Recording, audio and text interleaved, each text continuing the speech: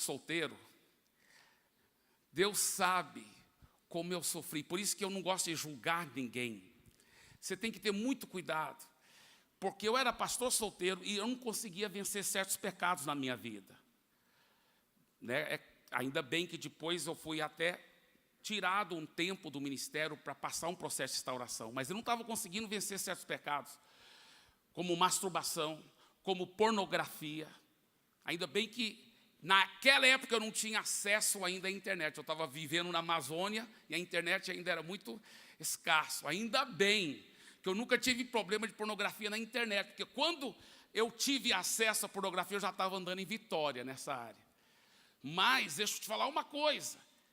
Eu, na televisão, em revistas, pornografia, namoro impuro, só Deus que sabe como eu sofria. Eu chorava, eu jejuava tanto, eu chorava, eu gritava, eu falava, Deus, eu tenho que andar em Vitória.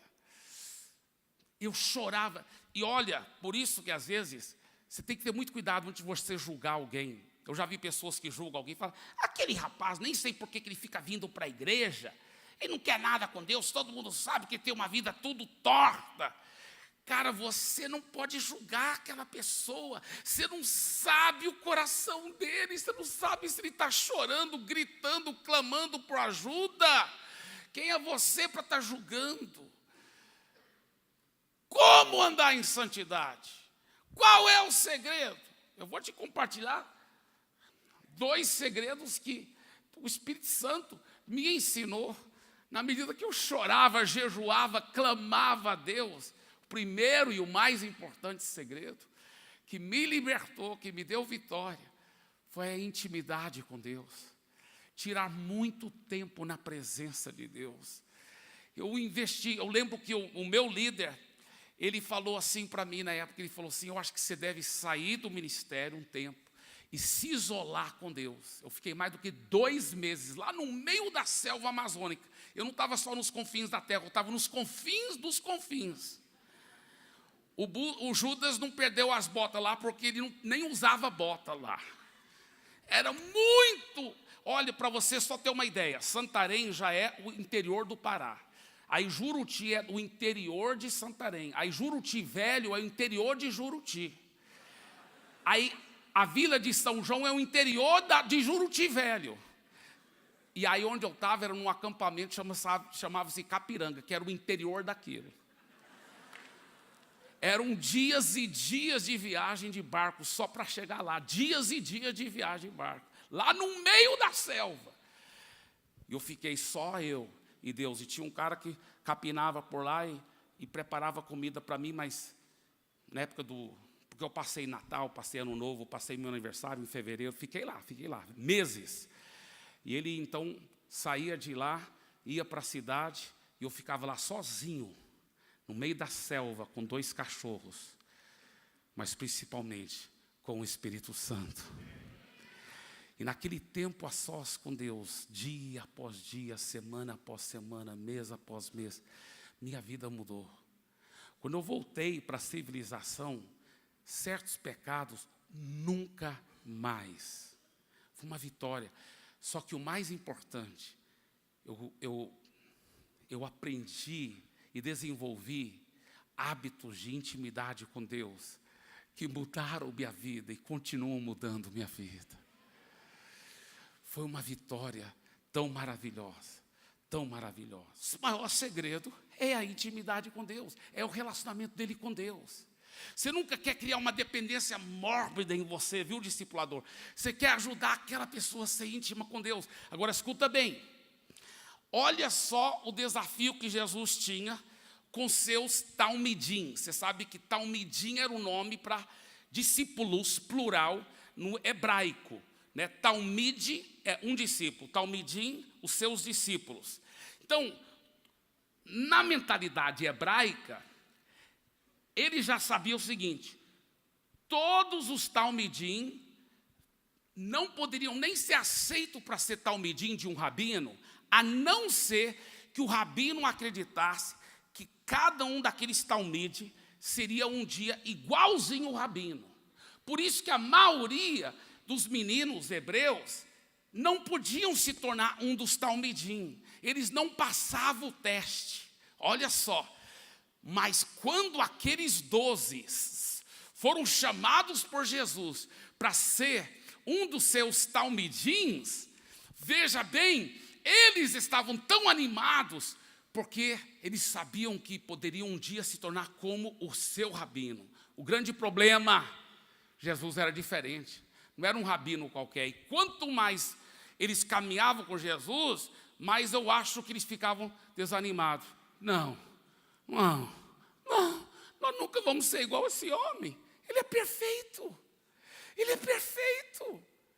E nós nunca vamos ser igual a ele. Ele é filho de Deus. Eu posso imaginar o Tiago, o Pedro e João aqui batendo papo e conversando entre eles. Rapaz, ele é perfeito, cara. Ele é filho de Deus mesmo. Mas como assim que você quer dizer mesmo? É que eu perguntei para Maria o outro dia. Ela confirmou. Ela era virgem quando ele nasceu. Ele foi gerado pelo Espírito Santo. Rapaz, ele é perfeito. Eu perguntei para Maria, e quando ele era pequeno, ele pisou na bola alguma vez? Ela disse que não, ele é perfeito. Desde pequeno, olha, Jesus se esvaziou, mas ele continuou sendo Deus. E ele nunca teve a natureza pecaminosa. Então, escuta bem. Jesus teve que aprender a falar. Alguém ensinou ele, fala papai, mamãe. Alguém teve que treiná-lo como usar o banheiro. É verdade, alguém teve que ajudá-lo a ensinar a andar. Ele não automaticamente levantou um dia com 9 meses e começou a andar. Não, tiveram que ensiná-lo a andar. Só que tem uma coisa, ele nunca pecou. Sabe como bebês são? Quando ainda com 1 ano de idade, estão brincando aqui com brinquedo, né? É o meu carrinho. Não, meu. Não. É meu.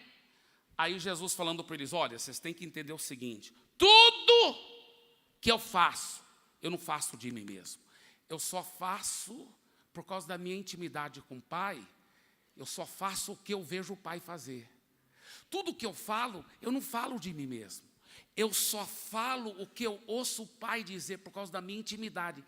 Se você tiver essa mesma intimidade, você pode ser igual a mim. O segredo é ser íntimo igual eu sou com o Pai, porque tudo que eu tenho não é porque eu sou filho de Deus.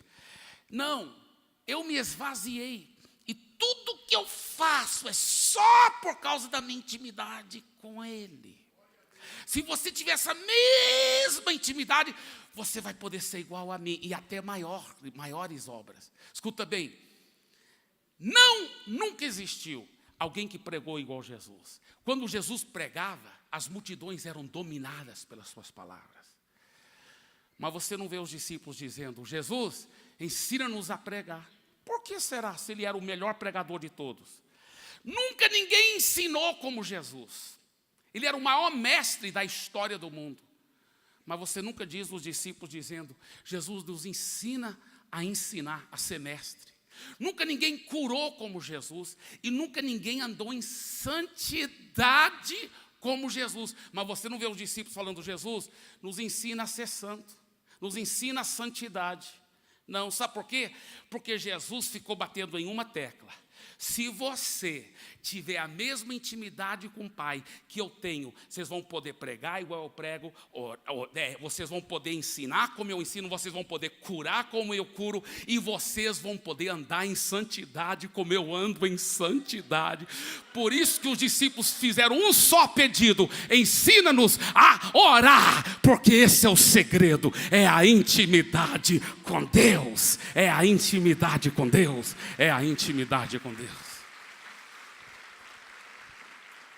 Só um pedido que fizeram, ensina-nos a orar. Queremos ter essa mesma intimidade. Se a gente tiver essa intimidade que o Senhor tem, então nós sabemos que todas as outras coisas, inclusive a santidade, vem de reboque. A santidade vem pela graça, e essa graça vem pela intimidade com Deus. É que eu estava sendo muito orgulhoso, muito orgulhoso. Você sabia que é por causa do orgulho?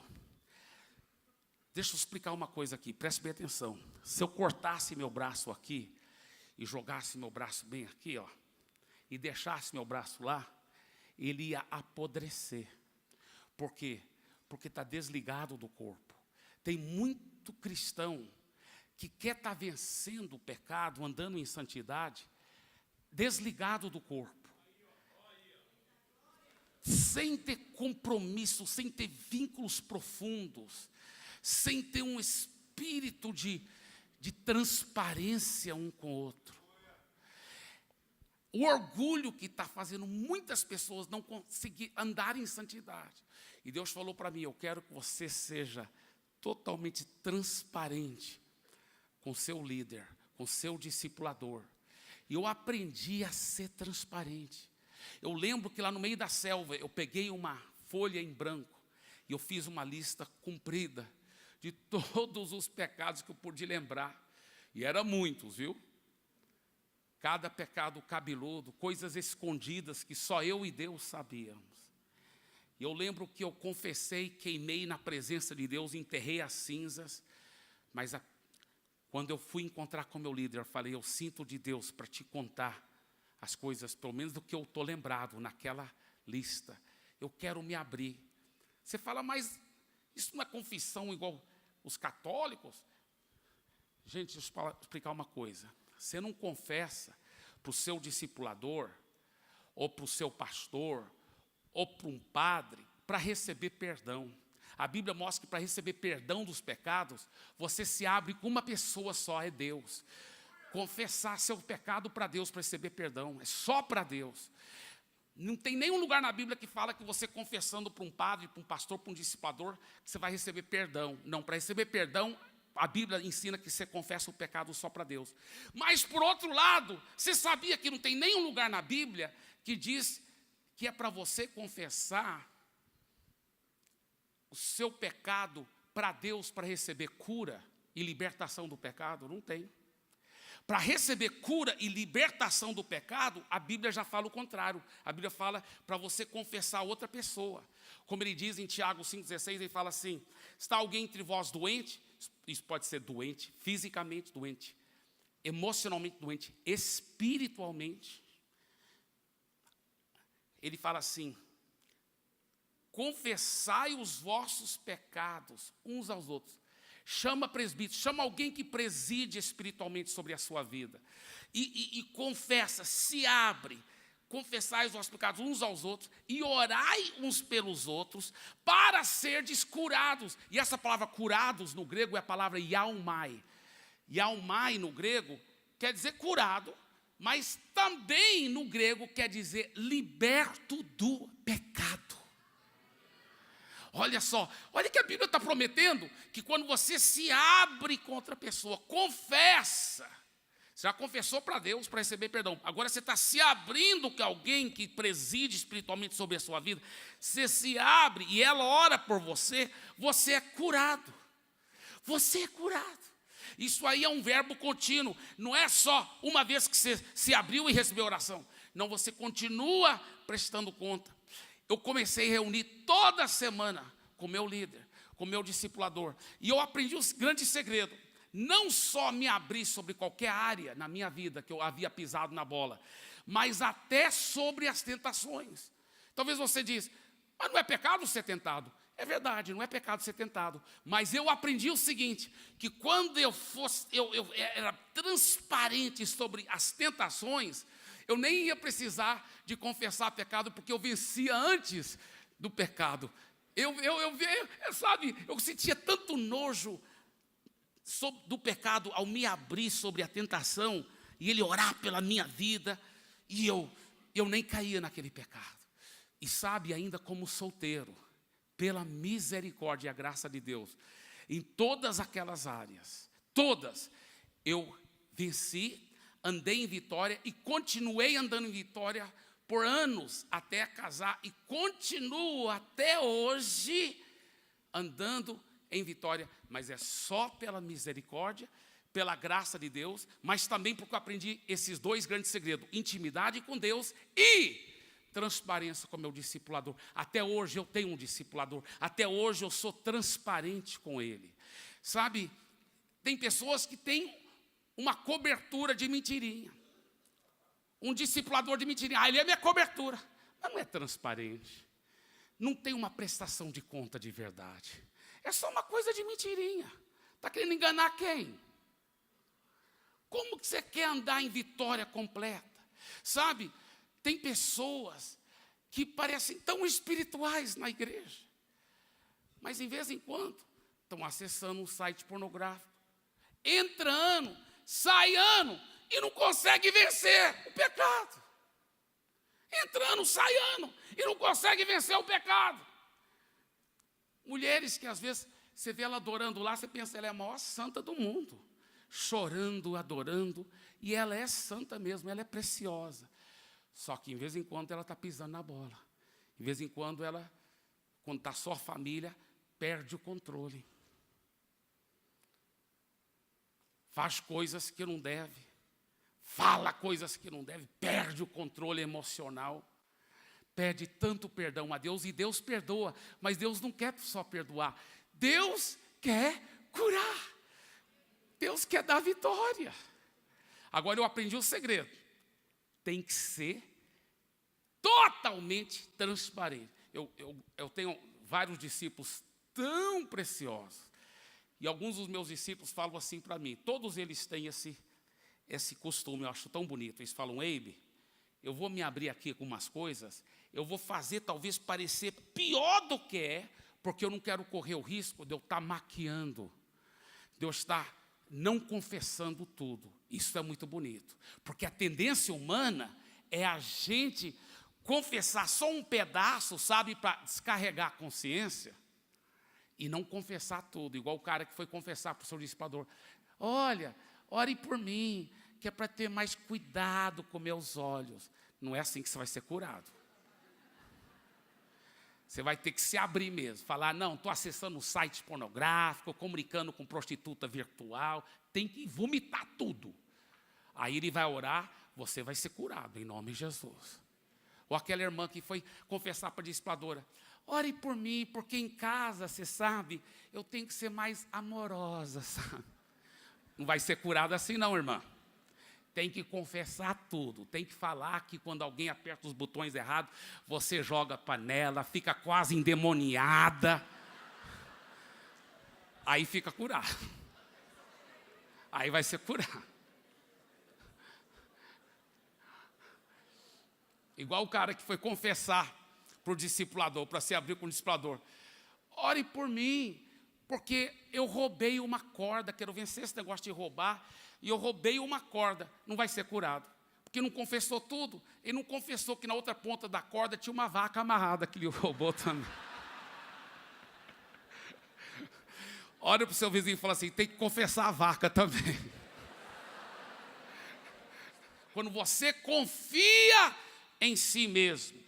Em outras palavras, o jeito que o diabo gosta é você ser orgulhoso, confiar em si mesmo, acreditar que você mesmo, sozinho, vai poder vencer.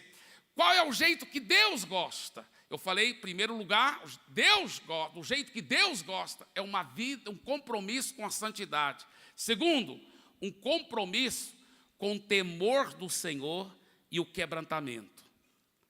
Por favor, diga, um compromisso com o temor do Senhor e o quebrantamento.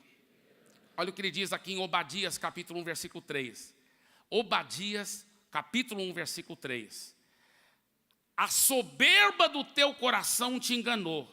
Ó tu que habitas nas fendas das rochas, na tua alta morada, e dizes no teu coração, quem me deitará por terra? Aqui em Obadias ele estava falando dos edomitas. Mas os que moravam em Laís eram muito semelhantes, porque os edomitas moravam em cima da montanha. E as escavações arqueológicas têm comprovado que na cidade de Laís, era em cima de montes, que eles faziam umas proteções de várias camadas de pedra e de areia, eles ficavam lá em cima. Então é muito semelhante os edomitas. E olha que Deus diz para esses que confiam na sua própria ingenuidade, na sua própria inteligência, nos seus próprios recursos para viver. Ele diz, a soberba do teu coração te enganou. Ó tu que habita nas fendas das rochas, na tua alta morada, e dizes no teu coração, quem me deitará por terra? Você já viu um líder que é orgulhoso, que não gosta de aceitar correção? Ele tem que ser o papa de tudo. A Bíblia fala, Provérbios 17:10, mais fundo entra a repreensão no prudente do que 100 açoites no insensato. Provérbios 17:10. Mais fundo entra a repreensão no prudente do que 100 açoites no insensato. Meu Deus, quando eu ouço esse versículo, eu lembro de um discípulo meu, o pastor Geraldo, que pastoreia agora a igreja lá em Santarém, com 65 mil pessoas. Na realidade, talvez tenha mais do que 65 mil, mas eu ainda dou um número antigo. O último que eu soube, já tinham mais do que 6.500 células. Mais do que 6.500 células. No domingo, são 72 cultos de celebração, em 39 prédios dentro da cidade. E é a mesma pregação. Às vezes eu prego em todos pelo telão, todos os 72 cultos. É a mesma pregação em todos os 72 cultos, porque as 6.500 células vão aplicar aquela mensagem durante a semana. Agora, isso é sem contar as outras 400 igrejas que nós temos naquela região de Santarém. Isso é só a igreja mãe que eu estou me referindo. Agora, escuta bem, preste bem atenção. O homem que lidera tudo isso era um ex-viciado em drogas, que converteu na nossa igreja lá em Santarém. O nome dele chama-se Pastor Geraldo. O Pastor Geraldo é um cara tão quebrantado. Eu estou lhe dizendo, eu tenho que ter cuidado como eu falo para ele. Porque se eu quiser corrigir, eu tenho que, até quando eu vou corrigir, eu falo de uma forma bem suave, porque eu sei que leva tão a sério tudo que eu falo. E não é porque eu sou um líder dominador, não. Graças a Deus que eu não sou. Mas ele é um cara tão humilde, tão quebrantado, tão contrário como a cidade de Laís era. Cidade de Laís era o jeito que o diabo gosta. E tem muito crente e muito líder cristão que é do jeito que o diabo gosta. Aquele orgulhoso, não aceita muita correção, não aceita crítica, não aceita repreensão.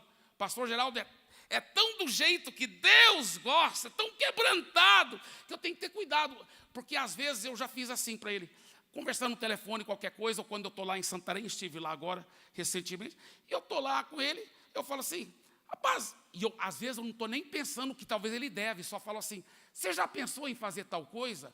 Mas querendo só ouvir a opinião dele. Aí depois ele me liga, pastor, nós já fizemos. O que você fez, rapaz? Nós já fizemos aquilo que você falou. Não, mas era só uma ideia, nem tinha certeza se era para fazer. Então hoje eu tenho que ter muito cuidado. Eu falo, Geraldo, o que eu vou falar aqui, nem tenho certeza se você deve fazer. Eu quero que você ore primeiro, busque a Deus. É só uma ideia.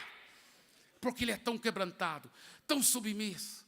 Isso que a Bíblia fala, olha, mais fundo entra a repreensão no prudente do que 100 açoites no insensato. Tem crente que leva a cada açoitada das circunstâncias, do maligno, da sogra, da sogra. E ainda não aprende, pelo amor de Deus. Sabe por quê? Orgulho. Acha que ele sabe. Deixa de ser orgulhoso. Quando é orgulhoso é do jeito que o diabo gosta. Quando é quebrantado, quando tem o temor de Deus, é o jeito que Deus gosta. Eu acho tão lindo como era Saul no começo. Depois, infelizmente, ele se desvirtuou por completo. Mas o Saul era muito quebrantado no começo. Porque ele, quando o Samuel disse para ele que iria ser rei, ele falou, quem sou eu? Quem sou eu? Quem sou eu? E depois, quando declararam ele rei, a Bíblia fala que ele fez festa juntamente com os homens de Israel, dançando lá no meio. Ele era o grande rei, mas estava dançando lá no meio. Tão simples, tão humilde. Aí a Bíblia diz que os homens de Belial o desprezaram. Homens de Belial quer dizer homens que não prestam para nada. O desprezaram. Você sabia que até hoje é assim? Homens de Belial desprezam os homens simples, as mulheres simples. Homens de Belial, eles querem um líder dominador, um líder que os controla, um líder que detona em cima. Homens de Belial desprezam os verdadeiros servos e servas do Altíssimo. Desprezam o líder quebrantado, o líder que tem o temor de Deus. Nós vemos Jacó, o mimadão da mamãe, e acostumou que a mamãe sempre fazia tudo por ele, e ele acostumou em ter tudo o que ele queria. Mas sofreu tanto, sofreu tanto por causa desse jeito dele. Mas não se humilhava. Mas um dia, quando ele estava para encontrar com seu irmão, Esaú, e ele sabia que Esaú podia cumprir a promessa que Esaú tinha feito, que ia matá-lo. Ele fica a noite toda lutando com Deus, em oração, ele começa a se quebrantar. Quando Deus desloca a coxa dele, ainda não quebrantou completamente. Mas aí Deus faz uma pergunta-chave: como é o seu nome? E ele responde, Jacó, que quer dizer enganador. É isso que eu sou. Eu imagino que ele estava segurando Deus com tanta força. Quando Deus fala, como é o seu nome? Deus toca no ponto nevrálgico. E ele solta. Antes, com a coxa deslocada, tudo. Mas ele lutando. Mas quando Deus fala, como é o seu nome? Ele se quebranta. Ele não fala, olha, o senhor me conhece, eu sou neto de Abraão, o senhor sabe quem é Abraão, eu sou filho de Isaac. Não, ele fala, eu sou isso mesmo, que o senhor já sabe que eu sou um enganador. E quando ele se quebranta, aí Deus fala, seu nome é mudado, você é Israel, um príncipe.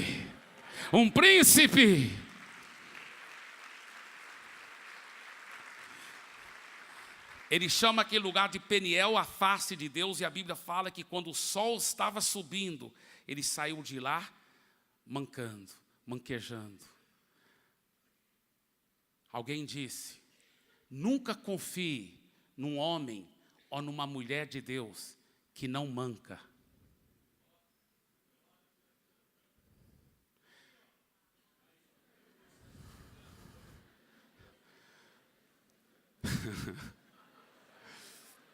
É verdade. Nunca confie num homem de Deus, numa mulher de Deus, que não manca, que não tem um quebrantamento na sua vida, que é soberbo, acha que sabe tudo. Continuando, partiram os 5 homens, chegaram lá ainda estou no versículo 7, Juízes 18, e viram o povo que havia nela estava seguro, segundo o costume dos sidônios, diga costume dos sidônios, em paz e confiado, diga confiado, era o jeito que o diabo gosta, confiando em si mesmo. O que mais? Nenhuma autoridade havia que por qualquer coisa o oprimisse. Olha só, diga oprimisse. Essa palavra oprimisse, no hebraico é a palavra kalã, que quer dizer ser reprovado, ser humilhado, ser envergonhado. Olha, nós vemos uma das razões aqui que Laís era do jeito que o diabo gosta. Sabe por quê? Porque eles encaravam a autoridade como alguém que iria humilhar, como alguém que iria envergonhar, como alguém que iria reprovar. Eles já viam a autoridade, por isso que eles não gostavam. Eu ter líder sobre mim? Eu me abrir com outra pessoa? Eu não. Por isso que você vê tantas pessoas que não querem se submeter a uma liderança. Eu vou te falar uma coisa, uma alegria eu ter uma liderança sobre minha vida. Eu vou te falar uma coisa, ai de mim se não fosse pelos meus líderes. Ai de mim. Então nós vemos que o jeito que o diabo gosta é quando a pessoa não tem nenhuma autoridade sobre a sua vida e ela encara qualquer autoridade como uma opressão. Do jeito que Deus gosta é quando a pessoa tem um compromisso com a submissão. Diga, um compromisso com a submissão. Olha, a Bíblia fala em Provérbios 12:1. Quem ama a disciplina, ama o conhecimento. Mas o que aborrece a repreensão é estúpido. Meu Deus, esse versículo tocou tão profundamente em mim. Eu lembro uma vez, queridos, que o meu líder foi me chamar a atenção, e aqui dentro, eu já estava sendo um pouco conhecido ao redor do Brasil e outros países, e muitas pessoas me elogiando, e o meu líder foi me chamar a atenção, e aqui dentro por fora eu, amém, aleluia. Mas aqui dentro eu aborreci aquilo.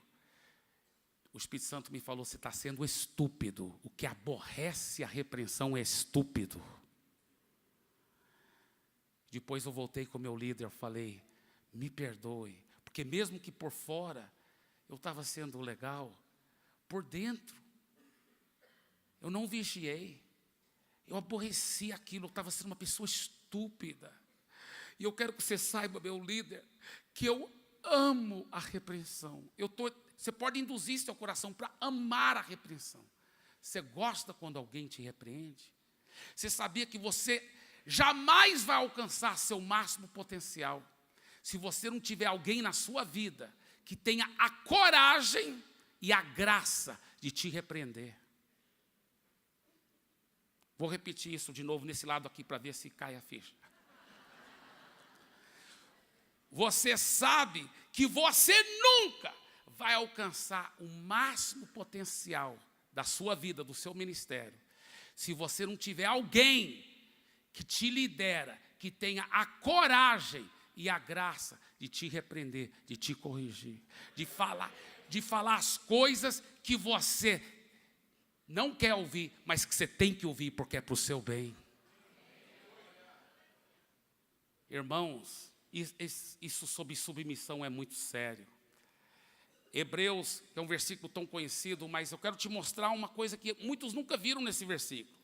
Hebreus 13:17, ele fala, obedecei aos vossos guias e sede submissos para com eles, pois velam por vossa alma, como quem deve prestar contas, para que façam isso o quê? Prestando contas, orando sobre a sua vida. Orando, quando eles oram sobre você, prestando contas, para que façam isso com alegria, e não gemendo, porque isto, o que é isto? Ele gemendo, isto não aproveita a vós outros. Sabe o que a Bíblia está dizendo? Que quando o seu líder, e se você não tiver líder, é pior ainda, mas quando o seu líder vai orar sobre você, se aqui no fundo ele está gemendo, ele está triste, a Bíblia fala, isso não aproveita. E sabe o que está dizendo? Isso não pega bem diante de Deus. Isso não pega bem. Você quer Deus te resistindo? A Bíblia fala, Deus resiste ao soberbo. Você quer Deus contra você, pelo amor de Deus? Ou você quer atrair a bênção, o favor de Deus? Você quer as janelas do céu derramando bênção e favor e graça sobre a sua vida? Ele fala, você quer esse favor? Você quer que pegue bem com Deus, que Deus seja atraído à sua vida? Então, haja de uma tal forma que a sua liderança vai ficar feliz, que toda vez que eles vão orar sobre você, oh Pai, seria tão bom se todos os meus liderados fossem igual esse. Aí Deus vai falar, uau, vou preparar mais bênção agora, mais bênção, mais bênção, mais bênção. Olha para o seu vizinho e fala assim, prepare-se para receber bênção, meu irmão. Aleluia. Quarto e último lugar, voltando para o nosso versículo-chave, Juízes 18:7. Partiram 5 homens e chegaram a Laís e viram que o povo que havia nela estava seguro, segundo o costume dos sidônios. Diga, costume dos sidônios. Era um povo de imoralidade, do jeito que o diabo gosta, do jeito que Deus gosta, é um compromisso com a santidade. Em paz e confiado, diga, confiando em si mesmos. Do jeito que o diabo gosta. Do jeito que Deus gosta, é um povo que é quebrantado, que tem um temor de Deus, que confia em Deus. Nenhuma autoridade havia que por qualquer coisa oprimisse. Do jeito que o diabo gosta, sem submeter a autoridade. Ver a autoridade com maus olhos. Diga, oprimisse. Mas o jeito que Deus gosta é o quê? Compromisso com a submissão. Mas dentro tem mais uma frase. Também estava longe dos sidônios e não tinha trato com nenhuma outra gente. Sabe o que eu vejo? O que o diabo gosta é quando alguém se isola, quando alguém não tem compromisso com o corpo de Cristo. Então diga, um compromisso com o corpo de Cristo. É assim que Deus gosta. Amém. Podem parar de repetir agora. Agora, escuta bem, eu vou contar uma história muito interessante. Tinha um cara que estava num navio, aí o navio teve um naufrágio, e ele foi o único sobrevivente numa ilha deserta.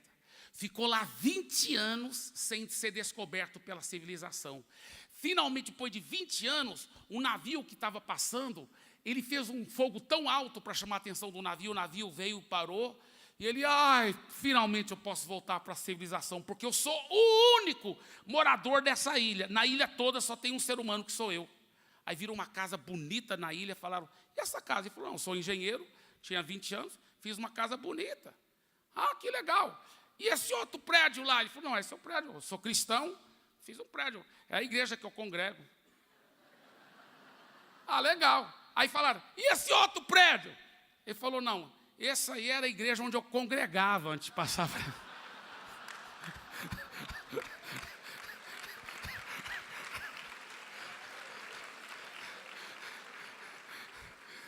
Tá mal, cara. Sozinho, na ilha ainda conseguiu dividir a igreja. Tem gente que é desse jeito. Meu Deus do céu. Meu Deus do céu. Que coisa feia. Olha, Deus está levantando uma nova geração. Por isso que nós estamos aqui das mais diversas denominações e movimentos e tribos, porque estamos debaixo de uma bandeira só. E o nome dele é Jesus! Jesus! Jesus! Jesus!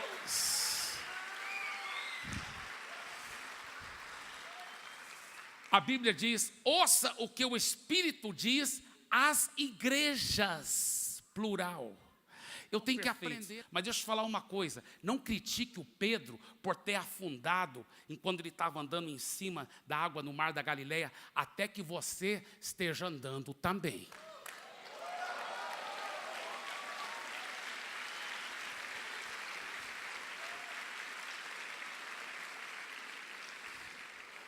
Um dia isso vai se cumprir. Um dia eu vou estar pregando lá no ginásio de Virapuera, para milhares e milhares de pastores.